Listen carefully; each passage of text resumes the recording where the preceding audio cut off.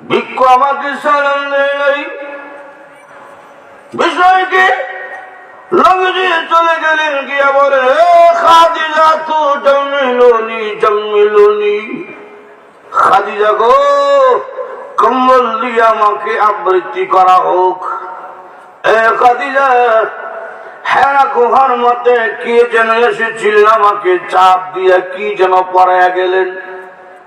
আগো খাদিজা, আমার শরীরে প্রচন্ড জ্বর উঠে গেছে। খাদিজা গো, আসার সময় রাস্তার প্রতিটা পাথর আমাকে সালাম দিছে। ও খাদিজা, হেরা গুহার মধ্যে অপরিচিত একজন ব্যক্তি আমাকে এসে চাপ দিল। খাদিজা, চাপ দেওয়ার সঙ্গে সঙ্গে আমার শরীরে প্রচন্ড জ্বর উঠে গেছি। এটা জিবরাইল যখন চাপ দিয়েছেন, তখন নবীর কাছে ওহী নাজিল হয়েছে। ওহীর একটা লোড আছে, ওহীর একটা ওজন আছে। যে ওহীটা কোন পাহাড় নিবে এটা স্বীকার করে নাই, আকাশ গগন করে নাই, জমিন গগন করে নাই, এটার একটা লোড আছে।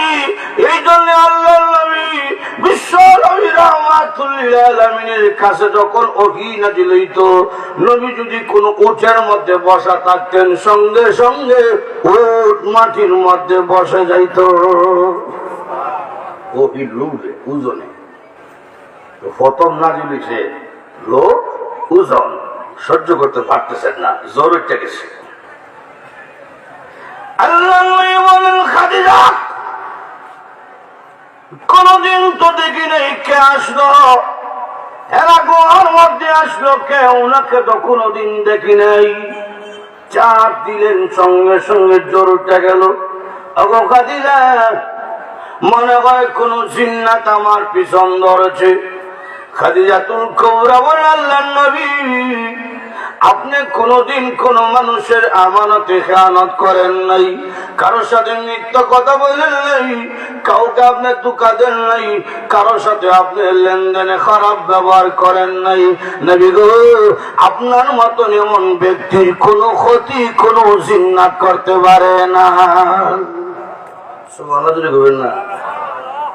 স্ত্রী স্বামীকে বলতেছে যে আপনি কোনদিন মানুষের হক নষ্ট করছেন না, আমানতে খেয়ানত করেন নাই, মিথ্যা বলেন নাই, সুতরাং আপনার ক্ষতি কোন মানুষও করতে পারে না, জিন্নাতও করতে পারে না।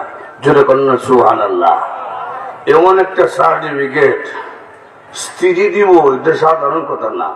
আমরা স্ত্রী, আমরা সমাজের স্ত্রী, জামাই যখন ঘর থেকে বাইরে যায় তখন বউয়ের দোয়া করে, তুই ঠাটা হইয়া মরিস। রসুলের স্ত্রী হইতেছে আপনার মতন ব্যক্তিরে জিন্নাত তো ক্ষতি করতে পারতো না। চিন্তা করছেন কেমন ব্যাপার সেবার। খাদিজা, শরীরে আমার প্রচন্ড কম্বন, প্রচন্ড জ্বর। খাদিজাতুল কুবরা রাদিয়াল্লাহু আনহা বলেন, ওগো আবুল কাসেম, চলুন আপনাকে নিয়ে যাই। তাওরাত কিতাবের বড় একজন আলেম আছে, ওয়ারকা ইবনে নওফলের কাছে যাই। গেলেন ওয়ারকা ইবনে নওফলের কাছে, যাওয়ার পরে বললেন, হে ওয়ারকা ইবনে নওফল, আপনার কিতাব কি বলে দেখুন তো। আমার স্বামী মুহাম্মদ দীর্ঘদিন ধরে হেরা গুহার মধ্যে আসা যাওয়া করে। আজকে কে যেন এসেছিলেন, বুকের সাথে বুক লাগিয়ে চাপ দিলেন, কি যেন পড়াইয়া গেলেন, আপনার কিতাব কি বলে দেখেন।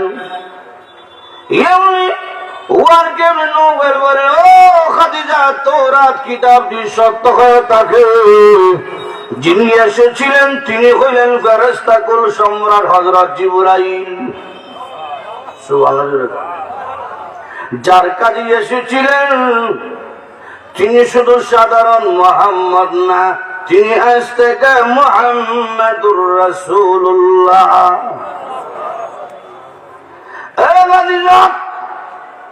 যা শুনিয়া গেছেন সেগুলো দুনিয়ার কোন মানুষের বানানো কথা না, সেগুলো হলো আল্লাহর কালাম।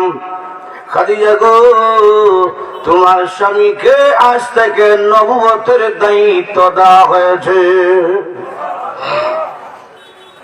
রাসূল ডাক ডাকে, খাদিজা আমাকে যেহেতু নবুয়তের দায়িত্ব আজ থেকে দেওয়া হয়েছে, তো প্রথমেই তোমার কাছ থেকে শুরু করি।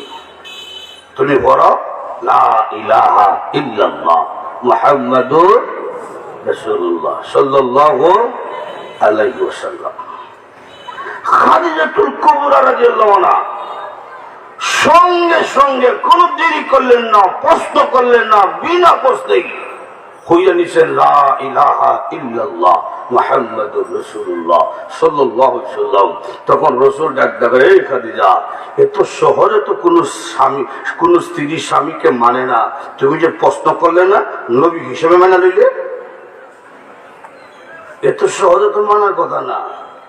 বউ হিসাবে তো সহজে ভিড় মানে না।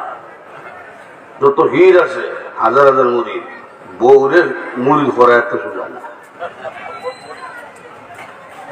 এক গল্প শুনছিলাম, হিসাব কামে তো বউটা তেরা, তো বউয়ে কয়, একদিন তাকে দেখে উঠানের উপরে যায়, এক হিসাব দেখতেছে উইলা কেরামতি দেখাইয়া।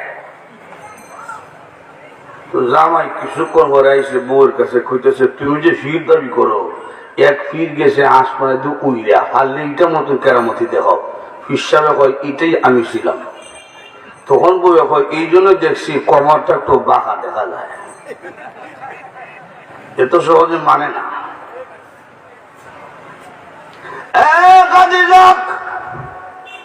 স্ত্রী এত সহজে মানে না। তিন জায়গার মধ্যে মানুষের সম্মান থাকে না, তিন জায়গায়। এক নম্বর জায়গা হইল নিজের মা বাপ, যত বড়ই মন্ত্রী হয় না কেন, যত বড়ই আলিম হয় না কেন, মা বাবার কাছে এত বড় সম্মান পাওয়া যায় না। এই বেটা কত গুণা যাইবে, ঠিক আছে আইবার সময় বিরিয়ানি গাইস, তুই আবির চোখে কি তুইছে কথা ঠিক না। নিজের এলাকার মধ্যে বেশি দাম পাওয়া যায় না। ও উমুক ছেলে, ও আর মধ্যে ভালো রেখা দেয়, কথা কোন ঠিক না। তিন নম্বর দেখা হইল যত বড় বিমন্ত্রী আর বুজুর্গ হয় না কেন, বউয়ের কাছে বেশি দাম পাওয়া যায় না। যত বড় ভিড় আইলে কি তুইছে, এলাকে কি তুইছে, সব এই জায়গায় ধরা, কথা কোন ঠিক না।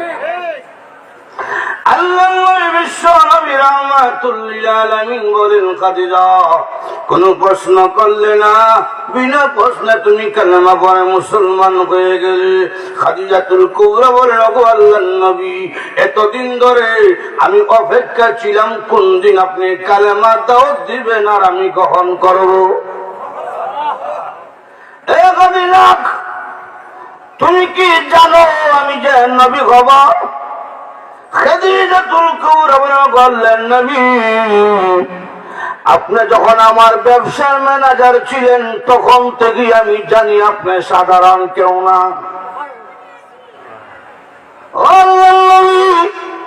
আপনি যখন আমার ব্যবসার ম্যানেজার ছিলেন, আমার গোলাম আপনার সম্পর্কে একদিন তথ্য দিল, ও খাদিজা আপনার ম্যানেজার তিনি সাধারণ কেউ না, তিনি এমন একজন ম্যানেজার, তিনি যখন রোদের মধ্যে ঘর থেকে বের হয় ওনার মাথায় রোদ পড়ে না, আকাশের মেঘমালা এসে ওনার মাথার মধ্যে ছাতা দিয়া ধরে। তখন থেকে বুঝছি আপনার সাধারণ কেউ না। সুবহানাল্লাহ।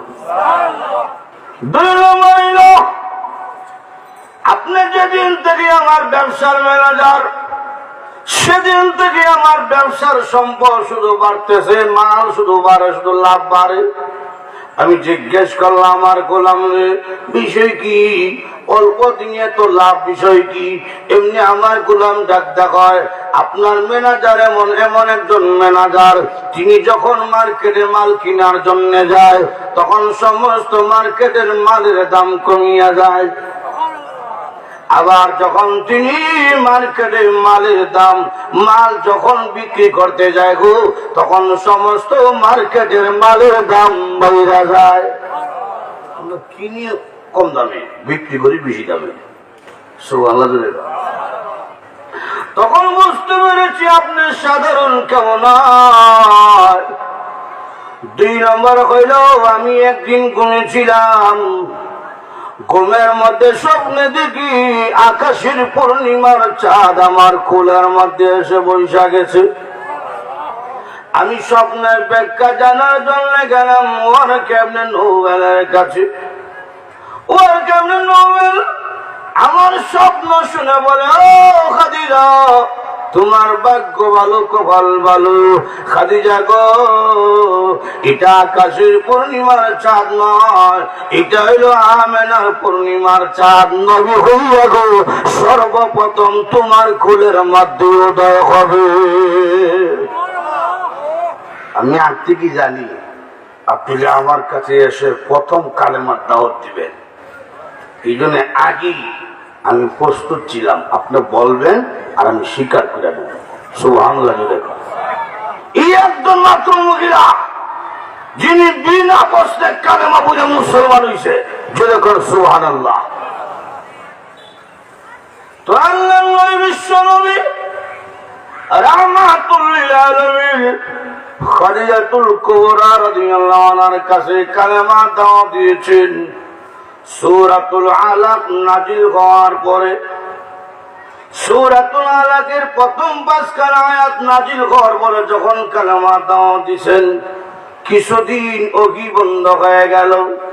এখন আর কোরআনে আয়াত নাজিল হয় না, আর নবীজিও আয়াত বারবার পড়তেছেন 5 খানা আয়াত। কোরআন যত পড়ে ততই মজা লাগে। কথা উচিত না? কোরআনের মজা আছে। রসুল অপেক্ষায় আসে না কেন, আন নাজিল হয় না কেন? হঠাৎ একদিন শুনে আকাশের নিচে জমিনের উপরে বইসা, নূরের মিম্বরে বইয়া রসুলে কে যেন ডাকতেছে, ইয়া মুহাম্মদ। রসুল করে আকাশের নিচে বইয়া ডাকে খেদায়। বিষয় কি? আপনি যাইতেছেন রাত্রিবেলা, যখন যাইতেছেন ফিরের বাজার লইয়া বাড়িতে, এমনি দেখেন আকাশের নিচে জমিনের উপরে বইয়া কে ডাকে আপনারে, কি বুঝেন? খাবার কি শুকনা থাকবো? রসুল ভয় হয়ে গেছে। বিষয় কি রে, কে ডাকে? রসুল ভয় হয়ে যায়। খাদিজাতুল কুবরার কাছে যখন গেছেন, ও খাদিজা, বিষয় কি? তুমি তো আগে কইলা কোনো জিন্নাত না, এখন তো মনে হয় জিন্নাতি দরজা আকাশের নিচে বইয়া কে ডাকে আমারে। খাদিজাতুল কুবরা বলেন, এরকম তো হওয়ার কথা না। খাদিজাতুল কুবরা ছিল মক্কার ধনাঢ্য একজন মহিলা, একজন শিল্পবতী মহিলা, সুশিক্ষিত একজন মহিলা। সুবহানাল্লাহ। উনার জ্ঞান কম না। উনি বলে, হুজুর, আর কোনদিন আপনার ডাকলে আমার আপনার কাছে ডেকেন। পরের দিনে দেখে আকাশের নিচে বলে ডাকতেছে, ইয়া মুহাম্মদ। রসুল খাদিজা দীক্ষা দাও, ডাকতেছে আমারে। খাদিজাতুল কুবরা রাদিয়াল্লাহু আনহার মাথার মধ্যে ছিল কাপড়।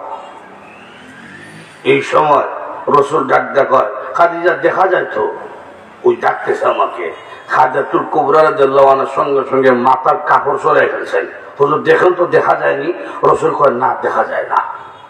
তখন খাদিজাতুল কুবরা কয়, মাথায় কাপড় থাকলে যেহেতু দেখা যায়, তাহলে বোঝা যায় তিনি রহমতের কোন ফেরেশতা হইব। আর মাথার কাপড় সরাইলে দেখা যায় না, তখন বোঝা যায় এটা জিন্নাত না। কাপড় না থাকলে মাথার মধ্যে আইসা বসার কথা, জিন্নাত হইলে। কথা কোন ঠিক কিনা? মাথায় কাপড় নাই, জিন্নাত হইলে আমার কথা। যেহেতু মাথার কাপড় তাহলে দেখা যায়, তুই বোঝা যায় তিনি রহমতের ফেরেশতা। সুবহানাল্লাহ জুড়ে কর।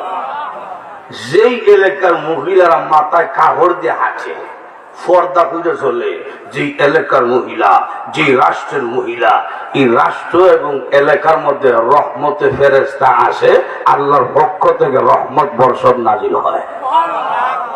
আর যেই দেশে পর্দা থাকে না, যেই এলাকার মধ্যে পর্দা উঠে যায়, এখানে রহমত থাকে না, বরকত থাকে না।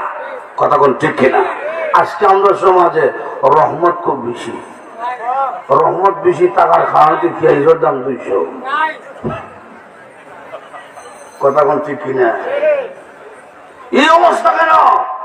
আমরা আল্লাহর আইন মানি না, আমরা কুরআনের আইন মানি না, আমরা নাস্তিকদের তালে তালে তাল মিলিয়ে চলি। কথা বল ঠিক কিনা? নাস্তিকরা আমাদের দুঃখাদের সমান অধিকার। এই মহিলারা তোমরা ঘরে কেন থাকবে? আসো, পুরুষ আর নারী কাঁধে কাঁধ মিলিয়ে কাজ করবো। এটা স্লোগান, সমান অধিকার। এটি হইল মুখে একটা, ভিতরে আর একটা। মুখে হইল সমান আর ভিতরে হইল আয় করে ইফটিজিং করতাম, ইজ্জত নষ্ট করতাম। কথা কোন ঠিক না? শিয়াল দিতেছে রাস্তা দিয়া, তো যাওয়ার সময় দেখে সারাদিন কোনো মুরগা হাঁস মুরগি হয়েছে না, খানা হাইয়া আছে। বিকাল বেলা দেখে গাছের আগার মধ্যে মুরগায় কুকুর কুক ডাক দিছে। শিয়াল হয়ে মুরগা নিচে আয়, আজান দিছ নিচে আয়, নামাজ পড়ি। শিয়ালে কি কয়? নামাজ পড়তো। মুখে নামাজ, ভিতরে খাওয়ান। কথা বল ঠিক কিনা? নাস্তিকদেরও মুখে হইল সমান অধিকার আর ভিতরে হইল ইজ্জত নষ্ট করা। কথা বল ঠিক না? যখন শিয়ালের আওয়াজ দিছিল, এমনি শিয়ালের আওয়াজ শুনিয়া পাশের বাড়ি থেকে একটা কুকুর, কুকুর বের হয়ে আয়া হয় ভোগ। কুকুরের আওয়াজ শুনিয়া শিয়াল মারছে তো। এমনি মুরগা কয়, এই শিয়াল তুই না কইসলে নামাজ পড়বে, দাঁড়া ইমাম সাহেব আইছে, জামাতে নামাজ পড়বো। তখন শিয়াল কয়, নামাজ পড়ার ইচ্ছা ঠিক হইয়াছি, তোর ইমাম সাহেবের দেখিয়া আমার ওজু গেছে গা ছুটিয়া। হক যখন বাতিল যখন হক দেখে তখন টিকে থাকতে পারে না। কথা বল ঠিক কিনা? আমরা বলি এখন খালেদ বিন ওয়ালিদ নাই, কিন্তু তার উত্তর সুরিরা বাংলার জমিনে আছে। শাহজালাল নাই, শাহজালাল উত্তর সুরিরা আছে। শাহপরান নাই, শাহপরানের উত্তর সুরিরা আছে। তারা যখন আল্লাহু আকবার জোরান দিয়ে রাজপথে ঝাঁপিয়ে পড়বে, তোর নাস্তিকরাও এই দেশ থেকে পালাতে বাধ্য হবে। কথা বল ঠিক কিনা? পর্দা দুই মান্য চলে, রহমত থাকবো, বরকত থাকবো। আর নাইলে ফেজের দাম 200 বিটা 300 দিয়ে খাওয়া লাগবো। কথা কোন ঠিক কিনা? খাজাতুল কুবরা হুজুর জিন্নাত না, এটা রহমত ফেরেশ তৈব। এর বড় রসুল তো ফেরেশান। ঠিক আছে, চলেন ওয়ার্কের নৌফেলের কাছে যাই। গেলেন ওয়ার্কের নৌফেলের কাছে। এই ওমেডা, তোমার মাইকের সাউন্ড ফাটা, এখানে চিকন করো। কথা ঠিক না? কিছুটা হালকা চিকন করো বলিও। লক্ষ্য করে দেখেন, খাজাতুল কুবরা রসুলকে নিয়ে গেছেন ওয়ার্কের নৌফেলের কাছে। ঠিক আছে, এখন ঠিক আছে, এটা রাখো। তোমরা খাই লাড়াচাড়া থাকো, এক এক সময় এক এক সাউন্ড। লক্ষ্য করে দেখেন, ওয়ার্কের নৌফেলের কাছে যখন বক্তব্য দিচ্ছে রসুল, যে আকাশের নিচে জমিনের উপরে বুঝে কে আমার ডাকতেছে, তখন রসুলকে ওয়ার্কের নৌফেল বলছেন, আপনি ভয় পাইবেন না, ঘাবড়াবেন না, আপনি দাঁড়াইয়া জিজ্ঞেস করেন কে, আপনি কেন ডাকেন। দেখতেছেন একদিন এমনি দেখে আকাশের নিচে জমিনের উপরে বইয়া ডাকতেছে, ইয়া মুহাম্মদ। রসুল দাঁড়ায় কয়, কিছু কইতে পারো না, খাই ডাকো। এমনি জিবরাইল মুসকে আসি দেখে, হুজুর আপনি ভয় পেয়ে যান। আল্লাহর নবী মহান আল্লাহ আমাকে বলছেন, নূরের মিম্বরে বইয়া আকাশের নিচে জমিনের উপরে নূরের মিম্বরে বসিয়া একটা কমপ্লিট পরিপূর্ণ একটা সূরা আপনার কাছে শোনানোর জন্য। ও আল্লাহর নবী, এমন একটা সূরা না আছে তাওরাতে, না আছে জবুরে, না আছে ইনজিলে। এই সূরার সমপরিমাণ একটা সূরা না আছে কোরআনে। এমন একটা সূরা আপনাকে শোনানো হবে, আপনার উপর নাজিল করা হবে। এই জন্য আল্লাহ বলছেন নূরের মিম্বর বসিয়া আপনার কাছে নাজিল করতে হবে। তখন জিবরাইল নূরের মিম্বরে বসিয়া রসুলের কাছে তেলাওয়াত করে শুনিয়েছেন সূরাতুল ফাতিহা, রসুলের কাছে নাজিল হয়েছে। আশ্চর্য একটা সূরা। কোন সূরা এসে হেরা গুহায়, কোন সূরা এসে উহুদের পাথরে আড়ালে, কোন সময় হুজরা শুনবে। আর সূরাতুল ফাতিহা নূরের মিম্বরে বসিয়া নাজিল হয়েছে। এই সূরার বড় ফজিলত। এই সূরার একটা নাম হইল সূরাতুশ শিফা, সব রোগের ঔষধ।